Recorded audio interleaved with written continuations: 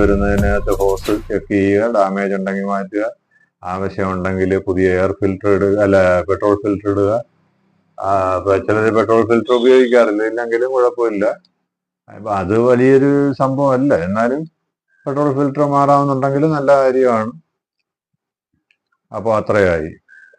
കാർബറേറ്ററിൽ നിന്ന് പിന്നീടുള്ളത് മാനിഫോൾഡാണ്, റബ്ബറിന്റെ മാനിഫോൾഡ്. അതായത് എൻജിൻ ഹെഡിലേക്ക് എൻജിനകത്തേക്കും ഈ എയർ ഫ്യൂൽ മിക്സ്ചറിനെ കൊണ്ടുപോകുന്നു.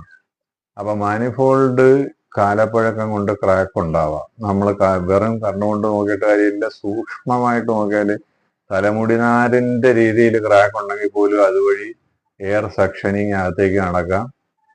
ഇതൊക്കെ വളരെ നല്ല രീതിയിൽ വാഹനത്തിന്റെ പെർഫോമൻസിനെയും ഫ്യൂൽ എഫിഷ്യൻസിയെയും കാർബൺ എക്സോസ്റ്റിനെയും ഒക്കെ ബാധിക്കുന്ന കാര്യങ്ങളാണ്. അപ്പോൾ മാനിഫോൾഡും റബ്ബറിൻ്റെയാണ്, വലിയ വിലയില്ല. ആവശ്യമുണ്ടെങ്കിൽ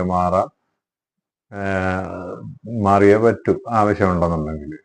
പിന്നീട് 100-ന് പവർ ബോക്സ് ഇല്ല, ബാക്കി 135 അതല്ലെങ്കിൽ മറ്റ് ഷോഗൺ അങ്ങനെയൊക്കെ ഉള്ളതിനെല്ലാം പവർ ബോക്സ് ചെക്ക് ചെയ്യുക. പവർ ബോക്സ് ഈ പറയണൊക്കെ പ്ലാസ്റ്റിക്കിന്റെ ആണ്. അതിനകത്തായാലും മുടിയുടെ പോലെ തന്നെ ഒരു മുടിയുടെ ഗ്യാപ്പിൽ ഒരു ക്രാക്ക് ഉണ്ടെങ്കിൽ പോലും പവർ ബോക്സ് മാറണം. കാര്യം അതിലൂടെ എയർ സെക്ഷനിങ് അടക്കം. പവർ ബോക്സിൽ നിന്നുള്ള ഹോസ് ചെക്ക് ചെയ്യണം. ആവശ്യമുണ്ടെങ്കിൽ പവർ ബോക്സും ഹോസും കൂടെ അങ്ങ് മാറുക. അപ്പോൾ അത്രയായി. പിന്നെ ഉള്ളത് റീഡ് വാൽവാണ്. റീഡ് വാൽവ് ഒരു നോൺ റിട്ടേൺ വാൽവ് ആണെന്ന് അറിയാമല്ലോ, NRV എന്ന് പറയും. ഒരു സൈഡിലേക്ക് മാത്രം, അതായത് ഈ എയർ ഫ്യൂൽ ഫ്ലോ ഒരു സൈഡിലേക്ക്, എൻജിൻ സൈഡിലേക്ക്, എൻജിനകത്തേക്ക് മാത്രം നടക്കുന്നതാണ്, തിരിച്ച് നടക്കത്തില്ല, തിരിച്ച് നടക്കാൻ പാടില്ല. അപ്പോൾ അത് ചെക്ക് ചെയ്യണം. നമ്മൾ റീഡ് വാൽവ് അഴിച്ച്, ചിലര് 25 വർഷമായി വണ്ടി എടുത്തിട്ട് ഷോറൂമിൽ നിന്ന് ഇറക്കിയിട്ട് അതിനുശേഷം ഇന്നൊരു റീഡ് വാൽവ് അഴിക്കാത്തവരുണ്ട്. അവരത് വളരെ പ്രൗഡായിട്ട് പ്രൈഡായിട്ടും ഒക്കെ പറയുന്നവരുമുണ്ട്. ഞാനിതുവരെ അവിടെ അഴിച്ചിട്ടില്ല, ഡിസ്മാൻഡിൽ ചെയ്യേണ്ട ആവശ്യം വന്നിട്ടില്ല. പക്ഷെ അതൊക്കെ മാറ്റേണ്ടതുണ്ട്. കാര്യം റീഡ് വാൽവൊക്കെ 30,000 കിലോമീറ്ററാണ് പറയുന്നത്. അപ്പോൾ അത് നമ്മൾ കണ്ണിനോട് ചേർത്ത് വെച്ച് സൂര്യനെ നല്ല പ്രകാശത്തിലേക്ക് നോക്കിയാൽ ഷേവിംഗ് ബ്ലേഡിന്റെ കണക്കൊരു ഗ്യാപ്പിലൂടെ എങ്കിലും പ്രകാശം അകത്തേക്ക് ഒരു ലൈൻ പോലെ വരുന്നുണ്ടെങ്കിൽ അത് കംപ്ലൈന്റ് ആണ്. ഒരു രീതിയിലും അകത്തേക്ക്, അതല്ലെങ്കിൽ ചുണ്ടിൽ ചേർത്ത് നല്ല പ്രസ് ചെയ്ത്, വായിൽ പ്രസ് ചെയ്ത് വെച്ചിട്ട് നമ്മൾ എയർ ബ്ലോയിങ് നടത്തിയാൽ എയർ ശക്തമായിട്ട് ഊതുമ്പം അങ്ങോട്ടേക്ക് എയർ പോകണം. തിരിച്ച് നമ്മൾ സക്ഷൻ നോക്കുകയാണെങ്കിൽ അകത്തേക്ക് ഒട്ടും എയർ വരികയും ചെയ്യരുത്, ഒരു പൊടിക്ക് പോലും. കവളൊട്ടുന്ന അല്ലാതെ അത് വർക്ക് ചെയ്യരുത്. അതാണ് NRV എന്ന് പറയുന്നത്. അപ്പൊ അത് ആവശ്യമുണ്ടെങ്കിൽ റീഡ് വാൽവ് ആവശ്യമുണ്ടെങ്കിൽ മാറുക. പിന്നീടുള്ള ഭാഗം എന്ന് പറയുന്നത് എൻജിൻ ഹെഡാണ്. ഹെഡ് ഗ്യാസ്കറ്റ് മേടിക്കാൻ കിട്ടുമ്പോൾ എൻജിൻ ഹെഡിന്റെ ഗ്യാസ്കറ്റും സൈലൻസറിന്റെ ഗ്യാസ്കറ്റും ബെൻഡ് പൈപ്പിന്റെ ഗ്യാസ്കറ്റും കൂടെ മൂന്നും കൂടെ ഒരുമിച്ച് മേടിക്കുക.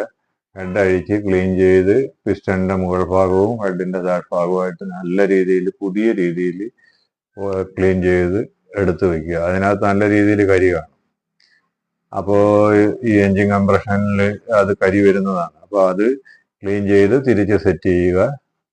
പിന്നെ സൈലൻസർ തുടങ്ങുന്ന ബെൻഡ് പൈപ്പ് കണക്ട് ചെയ്യുന്ന ഭാഗത്ത് ഹെഡിൽ നല്ല രീതിയിൽ കരി കാണും. അതൊരു ബ്ലേഡോ പിന്നെ നമ്മുടെ കട്ടിങ് നൈഫോ എന്തെങ്കിലും വെച്ച് സൂക്ഷിച്ച് വൃത്തിയായിട്ട് ക്ലീൻ ചെയ്തെടുക്കുക. എടുത്ത് ബെൻഡ് പൈപ്പ് ക്ലീൻ ചെയ്യുന്നതിനായിട്ട് ഫോർക്കിനകത്തുള്ള, നമ്മളെ വർക്ക്ഷോപ്പിൽ പഴയ ഫോർക്ക് ആൾക്കാരെ എടുത്ത് കളഞ്ഞു വെച്ചിട്ട് ഫോർക്കിനകത്തുള്ള സ്പ്രിങ് ഉണ്ടല്ലോ നീളമുള്ള, ആ സ്പ്രിങ് ഇട്ട് നല്ല രീതിയിൽ പിടിച്ചാൽ അതിൻ്റെ അകത്തൊന്ന് മൊത്തത്തിലുള്ള കരി, ഈ വർഷങ്ങളായിട്ടുള്ള കരി ബെൻഡ് പൈപ്പിനകത്ത് കാണും. അത് മൊത്തം എടുത്ത് കളയണം. ആ കരി എന്ന് പറയുന്ന ഓയിലുമായിട്ട് മിക്സഡ് ആണ്. അത് മൊത്തം എടുത്ത് കളയണം. സൈലൻസർ മഫ്ലർ വർക്ക്ഷോപ്പിൽ അല്ല സർവീസ് സ്റ്റേഷനിൽ കൊടുത്ത് അതിനകത്ത് കെമിക്കൽ ഒഴിച്ച്, കെമിക്കൽ എന്ന് പറയുന്ന കൂടുതലും നമ്മുടെ ഈ കാസ്റ്റിക് സോഡ എന്ന് പറയുന്ന സോഡിയം ബൈകാർബണേറ്റ് ആണ് ഉപയോഗിക്കുന്നത്. അത് ഉപയോഗിച്ച് അതിനകത്തുനിന്ന് കാര്യം എന്ന് പറഞ്ഞാൽ, അല്ലാതെ ഇപ്പോൾ നമ്മൾ സർവീസ് സ്റ്റേഷനിൽ എത്ര പ്രഷറുള്ള വാട്ടർ അടിച്ചാലും ഈ ഓയിൽ കാർബൺ മിക്സഡ് ആയിട്ടുള്ളത് പോകത്തില്ല. അപ്പോൾ അത് പോകണമെങ്കിൽ അങ്ങനെ തന്നെ ചെയ്തേ പറ്റത്തുള്ളൂ. അപ്പോൾ അത് ചെയ്ത് ക്ലീൻ ചെയ്ത് മേടിക്കുക. ഈ കെമിക്കൽ വാഷിങ് ചെയ്ത് ചിലപ്പോൾ ഒരു രാത്രി മുഴുവൻ നിറച്ചിട്ടിരിക്കേണ്ടി വരും. പിന്നെ നമ്മുടെ സൈലൻസർ മഫ്ലർ ഫ്ലൂട്ട് എന്ന് പറയുന്ന മഫ്ലർ ഫ്ലൂട്ട് കത്തിച്ച് കരി കളയണം. ഇത് ഇത്രയും ചെയ്ത് ഇത് തിരിച്ച് സെറ്റ് ചെയ്യുക.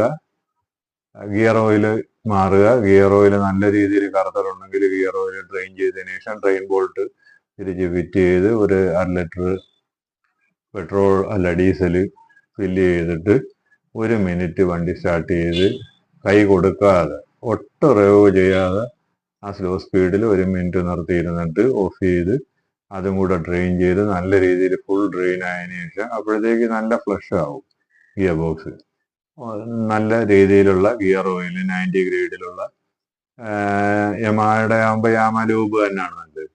യാമ ലൂബ് ഒഴിച്ച് ഫില്ല് ചെയ്യുക. പിന്നെ അപ്പോൾ ഏകദേശം പണി കഴിഞ്ഞു.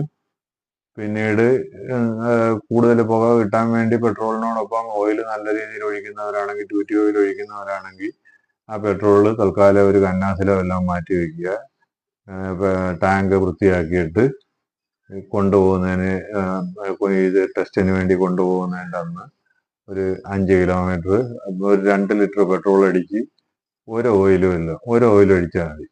2 ലിറ്റർ പെട്രോളിന് ഒരു ട്യൂറ്റി ഓയിൽ ഒഴിച്ച് ഒരു 5 കിലോമീറ്റർ ഓടി വണ്ടി നല്ല രീതിയിൽ തണുപ്പിച്ച് അടുത്ത 5 കിലോമീറ്റർ ഓടി കൊണ്ടുപോയി അവിടെ ചെല്ലുക, ടെസ്റ്റ് നടത്തുക. ടെസ്റ്റ് പാസ്സായി കിട്ടും, ഉറപ്പാണ്. അപ്പോൾ യാതൊരു വിധത്തിലും ഈ കാർബണോ മറ്റു കാര്യങ്ങളോ ഹൈഡ്രോ കാർബണോ കാർബൺ മോണോക്സൈഡോ പുറത്തേക്ക് വരത്തില്ല.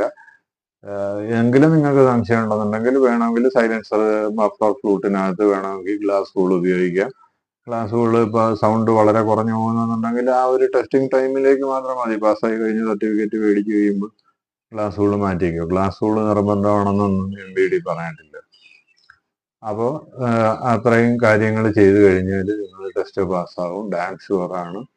അപ്പോൾ ഇത് ഈ ടെസ്റ്റ് പാസ്സാകാൻ വേണ്ടി മാത്രവുമല്ല, ഞാൻ പറയണ എഞ്ചിൻ പെർഫോമൻസിനും ഫ്യൂവൽ എഫിഷ്യൻസി കൂടുന്നതിനും ഇത് ചെയ്യുന്നത് വളരെ നല്ലതാണ്. ഈ സ്റ്റെപ്പുകളെല്ലാം ചെയ്യുക.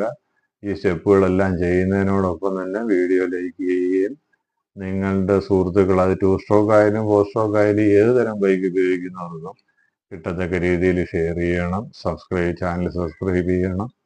പിന്നെ നിങ്ങളുടെ അഭിപ്രായങ്ങൾ, negative positive what ever it may be, ആ അഭിപ്രായങ്ങൾ എന്നെ അറിയിക്കണം. കമൻറ്റ് ചെയ്ത് അറിയിക്കുക. നിങ്ങളുടെ ഉപദേശങ്ങൾ, നിങ്ങളുടെ സംശയങ്ങൾ എല്ലാം എന്നോട് ചോദിക്കാം. അപ്പോൾ എന്നെ അറിയിക്കണം കമൻറ്റിലൂടെ. Okay then. അപ്പോൾ നമ്മുടെ അടുത്ത മാജിക് മഷ്റൂമിൻ്റെ അടുത്ത വീഡിയോ വരുന്നിടം വരെയും നന്ദി, നമസ്കാരം. C you then. പീസ്.